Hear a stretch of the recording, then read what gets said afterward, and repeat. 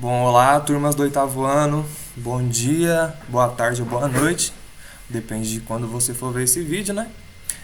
Vamos começar a nossa aula, então, já que vocês já viram o vídeo da introdução, vocês já entendem bem como fazer as anotações. Então, vamos lá. Eu vou explicar primeiro a ideia do nosso conteúdo, né, que é o iluminismo, por que o governo organizou esse conteúdo como importante, e de fato é muito importante, né?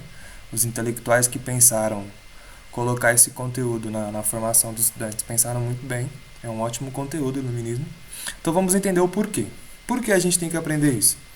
Então tá lá, né? A habilidade de história e a habilidade com o iluminismo no oitavo ano é identificar os principais aspectos conceituais do iluminismo e do liberalismo e discutir a relação entre eles e a organização do mundo contemporâneo.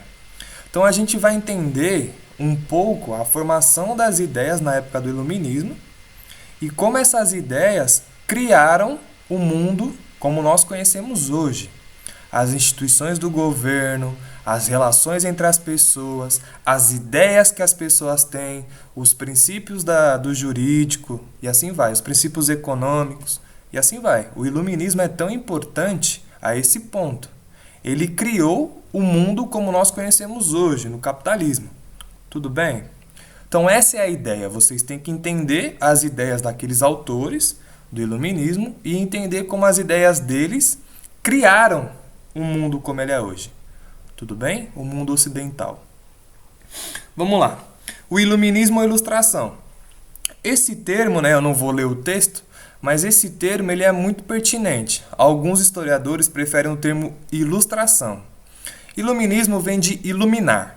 Então, os iluministas eles tinham a ideia de que eles, através da razão, através do conhecimento, através do experimento científico, que é o Francis Bacon, né? Um outro grande iluminista que eu não vou falar aqui, mas que foi muito importante para a criação do método científico, eles tinham a ideia que, através da experimentação, do conhecimento, a gente conseguiria iluminar a realidade, entender melhor a realidade. Vamos entender essa metáfora desse nome, esse conceito. Vocês estão num quarto, na sala, na cozinha da casa de vocês e vocês não estão enxergando nada. Estão andando à noite e não estão enxergando nada. O que vocês fazem? Vocês ligam a luz. Vocês fazem a corrente elétrica passar pela lâmpada. Quando vocês fazem isso, vocês ligam a luz. Vocês iluminam a sala. Vocês iluminam a cozinha. Vocês iluminam o quarto. Quando vocês iluminam, vocês conseguem ver melhor, entender melhor onde está a cadeira, entender melhor onde está o sofá, entender melhor onde está a cama. Então o iluminismo vem disso, eu lanço a luz para conseguir entender e ver as coisas. Então o iluminismo é a ilustração, começar a entender. E para os iluministas, a iluminação vinha através do conhecimento, através da razão. Eles estão no momento de grande conflito com o poder absolutista, poder daqueles reis super poderosos, super indivíduos poderosos, que eram os reis, e em conflito muito forte com a Igreja Católica. Lembrem do contexto da nossa revisão. Lembre-se do contexto. Lembre de uma classe social que eu passei para vocês, que é muito importante, que cria o mundo como nós conhecemos hoje, uma classe social em especial.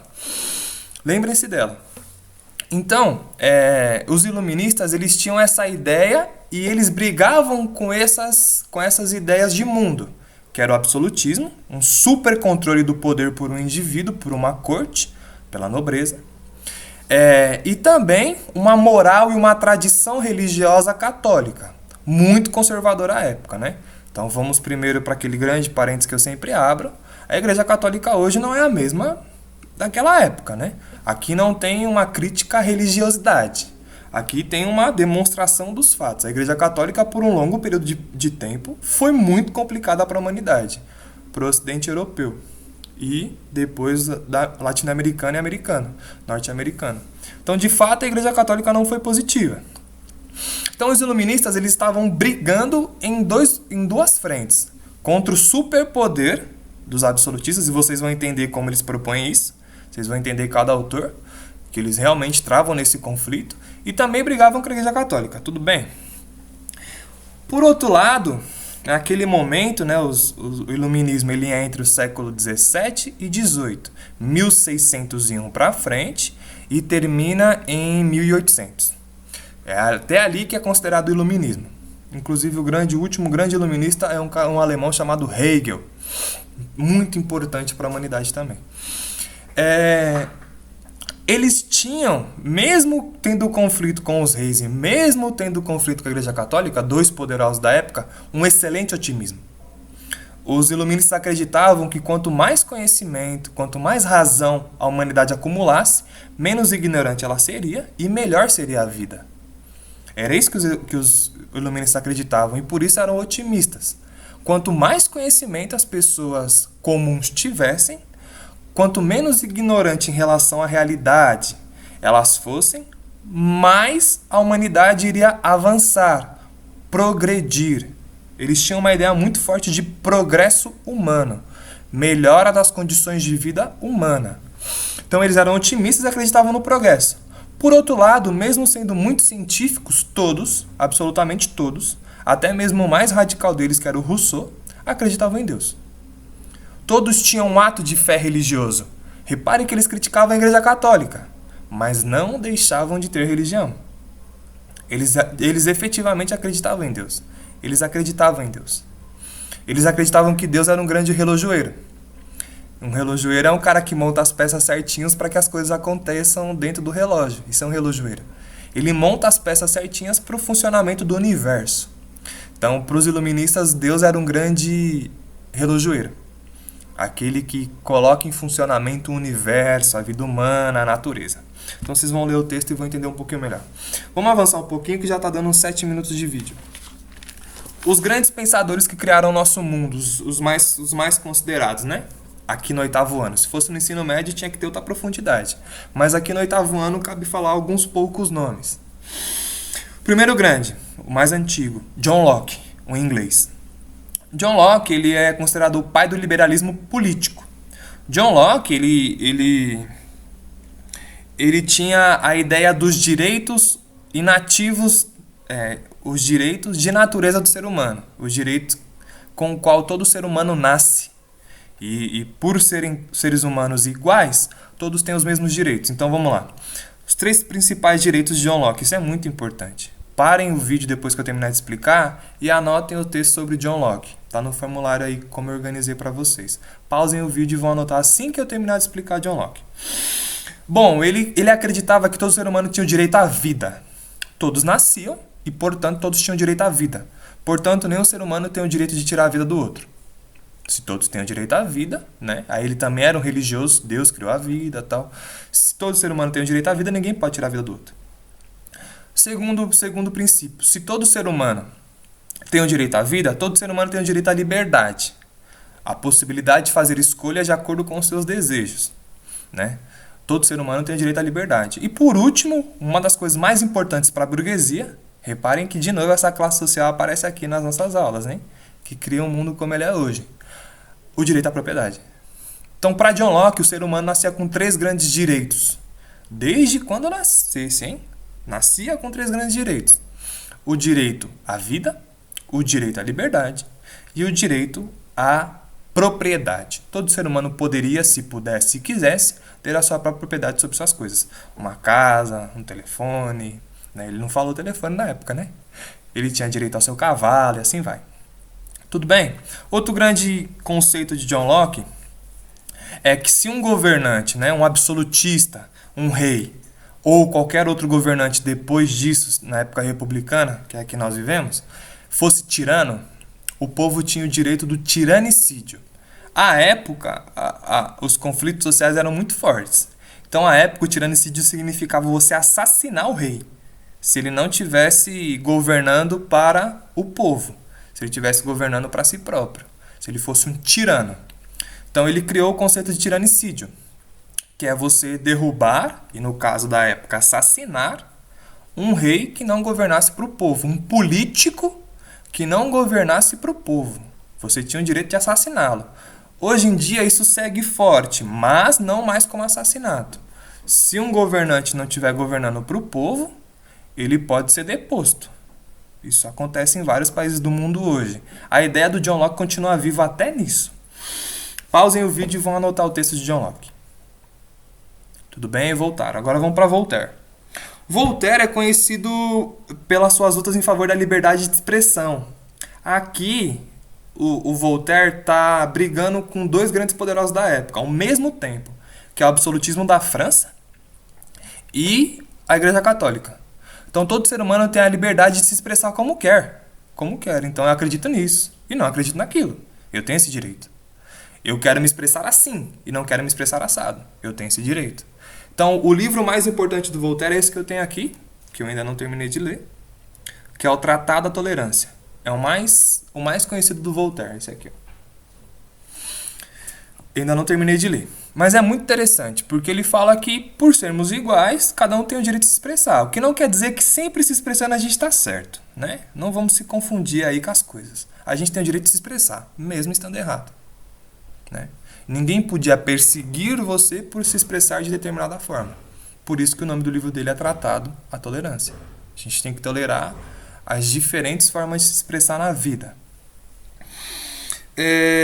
Inclusive é dele a frase famosa até hoje. Posso não concordar com nada do que você diz, mas defenderei até a morte o seu direito de dizê-las. Então eu posso não concordar com o que você fala, mas eu vou defender o seu direito de falar. Isso é uma tolerância linda, né? Eu não concordo com você, mas que bom que você pode se expressar e falar o que você deseja. Pausem o vídeo e vão anotar o textinho de Voltaire. Voltaram? Vamos lá. Outro grande que influenciou a divisão das repúblicas como elas são hoje, inclusive o Brasil. Barão de Montesquieu.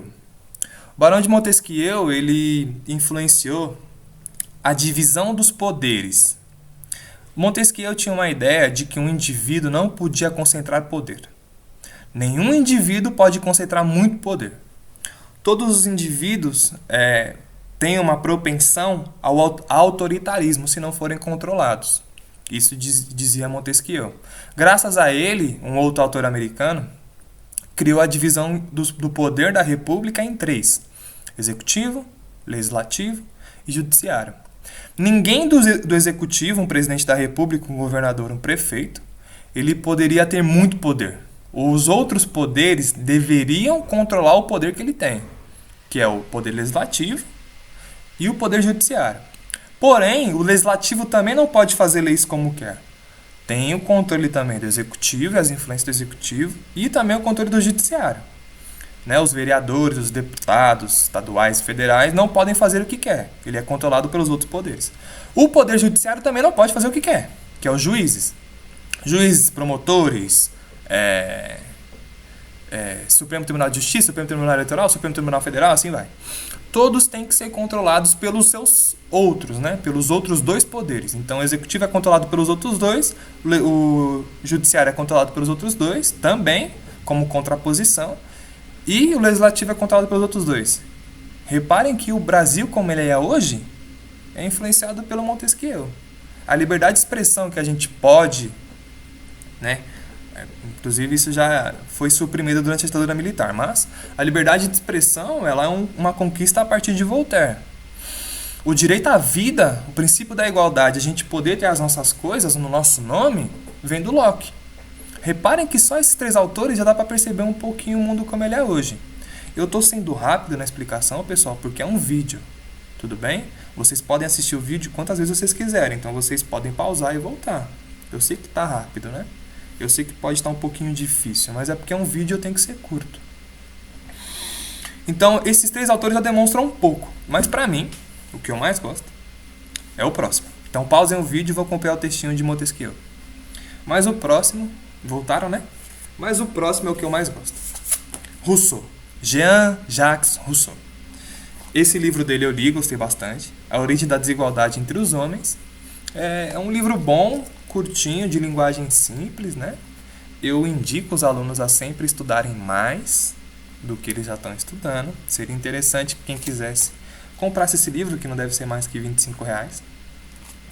Para Rousseau, ele já está um pouco errado do ponto de vista científico, né? Mas para Rousseau, os seres humanos começaram a ser desiguais um em relação ao outro. Uns têm mais facilidades na vida e os outros têm menos facilidade na vida a partir do momento histórico em que um ser humano cercou um pedaço de terra e falou: isso é meu e você não tem nada. para o Rousseau, aí começa a desigualdade entre os seres humanos, que ó, é antigo. A desigualdade entre os seres humanos é muito antiga. Mas o Rousseau não é com esse livro que ele é famoso. O Rousseau foi o principal intelectual do nosso próximo tema, a Revolução Francesa.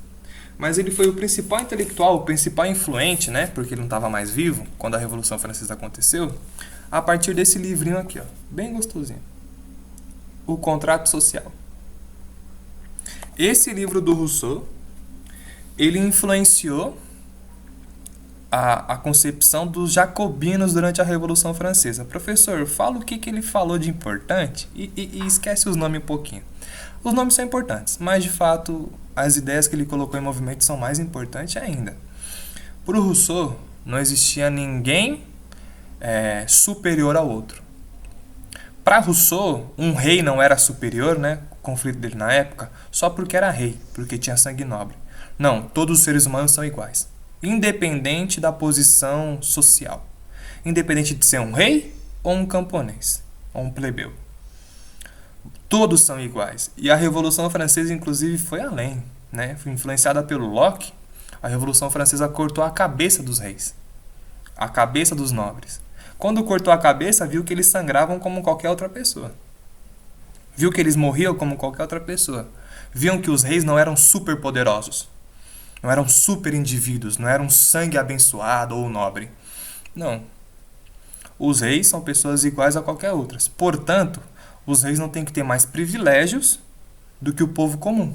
O povo comum e os reis são iguais. Todos têm que fazer as mesmas coisas. Todo mundo tem que trabalhar.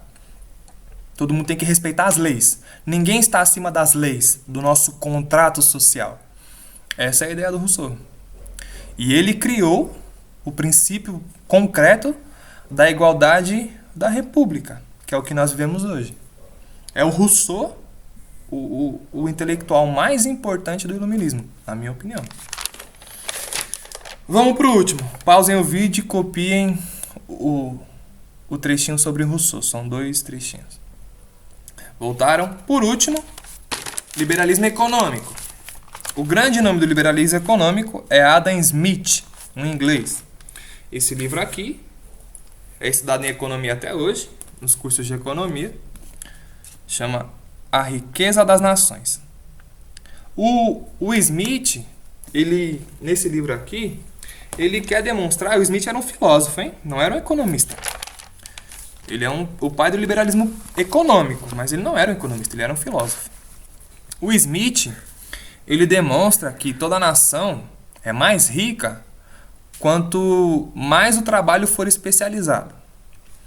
Primeiro, o Adam Smith fala que a única fonte de riqueza nas sociedades é o trabalho humano.